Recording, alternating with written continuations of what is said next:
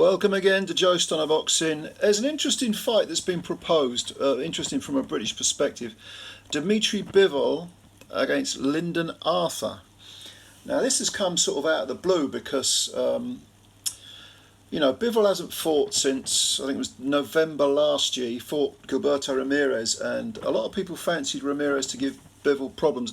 To be honest, I didn't. I thought Bivol would outpoint him, which he did, and he's just too many skills, although Ramirez is, as we know, is a big old lump.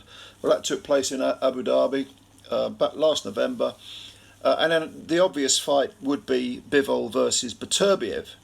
However, Beterbiev has a mandatory with Callum Smith, but there's also another factor involved, and that is that the WBC have forbidden Russian and Belarusian fighters to fight for their titles. So Bivol is, as far as the WBC are concerned, is out in the cold because of the war, the invasion of Ukraine, and so on and so forth.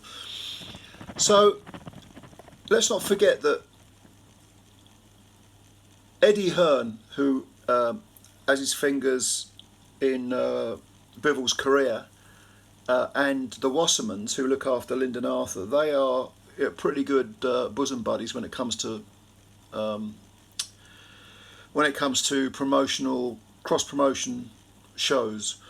And Lyndon Arthur, fresh off a victory over Brian Suarez, although he did have to come off the floor, and it was quite a sort of shuddering knockdown that he suffered.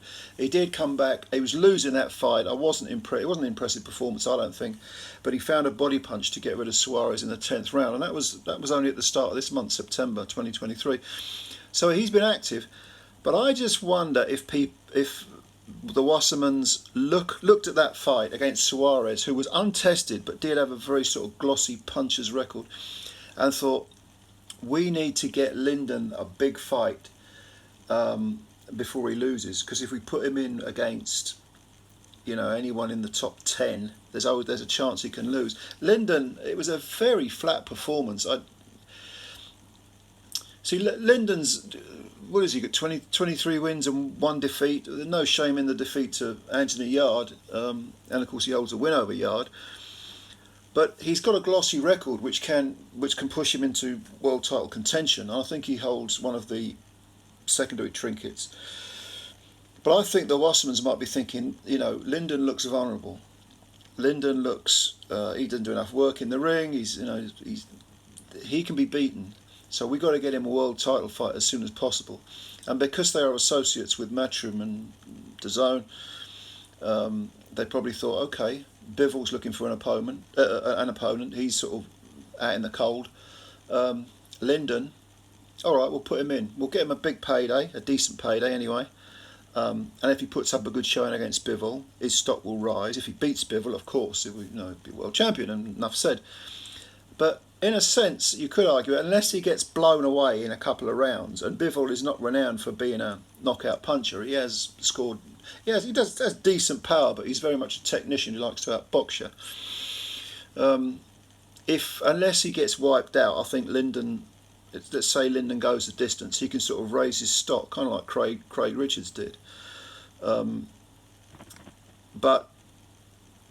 I mean, the thing about Lyndon is, what age is he now? He's not particularly young anymore. I mean, I think he's probably as good as he's going to get. So he really needs to, he needs to gamble now. And if he does get the Bivol fight, I mean, I think the style's all wrong for him. I think I would certainly pick Bivol to win, probably by a late stoppage or points. That's just off the top of my head. But yeah, if you get a world title fight, you got to go for it. There's no point in putting it off. Well, I'm not ready.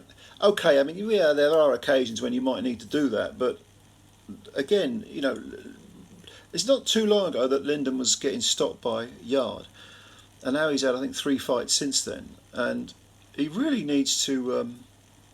If he gets the opportunity, he's got to go full-bloodedly at it, because you don't get many world title fights in your career. Most fighters don't get anywhere near it. They don't get a sniff of being in a world title fight.